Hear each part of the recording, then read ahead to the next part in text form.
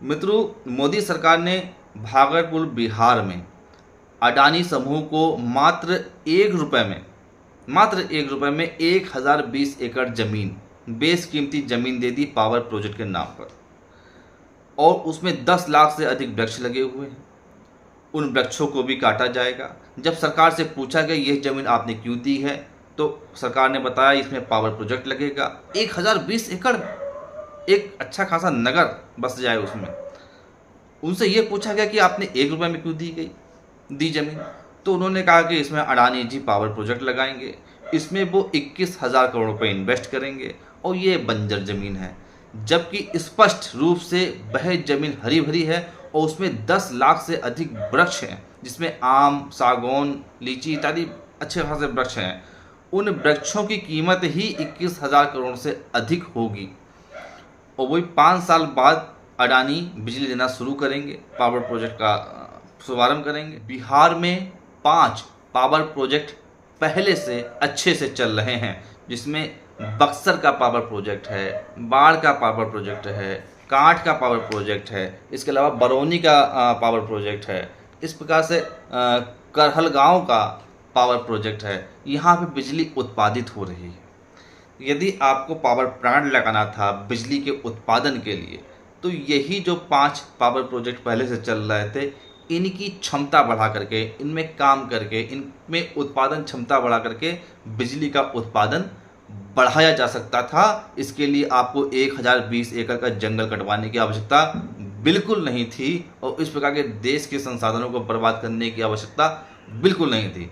साथ ही power project बढ़ाने की भी आवश्यकता नहीं थी, क्योंकि सरकार एक बहुत अच्छा काम कर रही है। मोदी सरकार सूर्य घर योजना, घर घर में सोलर प्लांट लगवा करके सूर्य घर योजना के तहत अच्छी खासी बिजली का उत्पादन ऑलरेडी किया जा रहा था, तो उसी के तहत काम करने की आवश्यकता थी।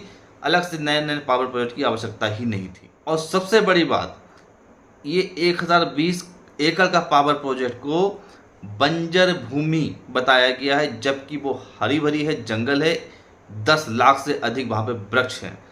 इसी प्रकार से इन्होंने पिछले वर्ष तेलंगाना का जो एक प्रसिद्ध जंगल है कंचागाली बावली जंगल, इस जंगल को भी कटवा दिया, 400 एकड़ भूमि। जबकि सुप्रीम कोर्ट का आदेश था कि ये नहीं किया जाएगा, जंगल नहीं काटेगा, उसके बावजूद जंगल कटवा दिया गया और वहाँ के पशु पक्षी बर्बाद हो गए, मर गए। पर्यावरण का बहुत अधिक हादसे हुआ।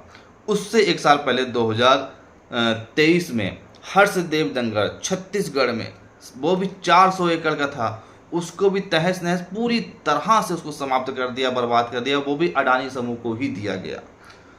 उस पर भी सुप्रीम कोर्ट का आदेश था कि 400 एकड़ पास हुआ है, पर 300 एकड़ ही काटा जाएगा।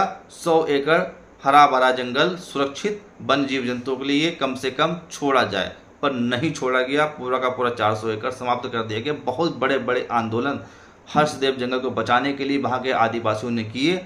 उन आंदोलनों को कुचल दिया गया कांग्रेस और भाजपा सरकार के द्वारा। और सबसे मजे की बात, कांग्रेस छत्तीसगढ़ में आंदोलन कर रही थी कि भाजपा इस जंगल को ना काटे, भाजपा सरकार इस फैसले को वापस ले।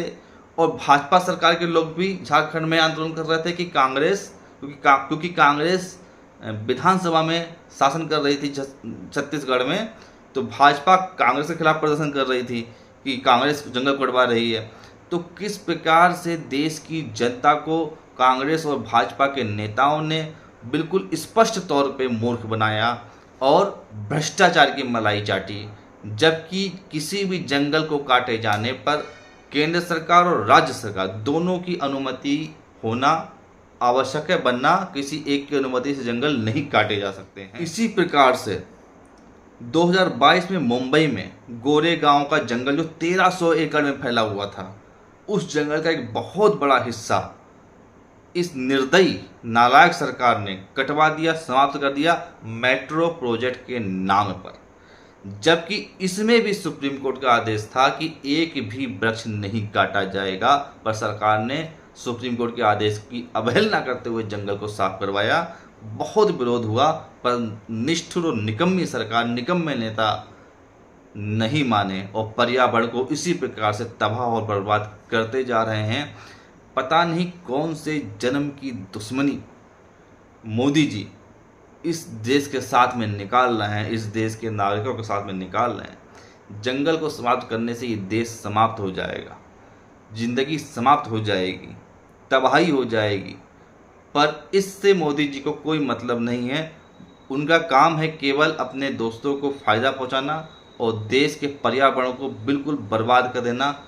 ऐसा लग रहा है कि वो जानबूझ के ऐसा कर रहे हैं। राष्ट्रीय धारक दल लगातार पर्यावरण के हित में कई धरने, प्रदर्शन, आंदोलन कर रहा है।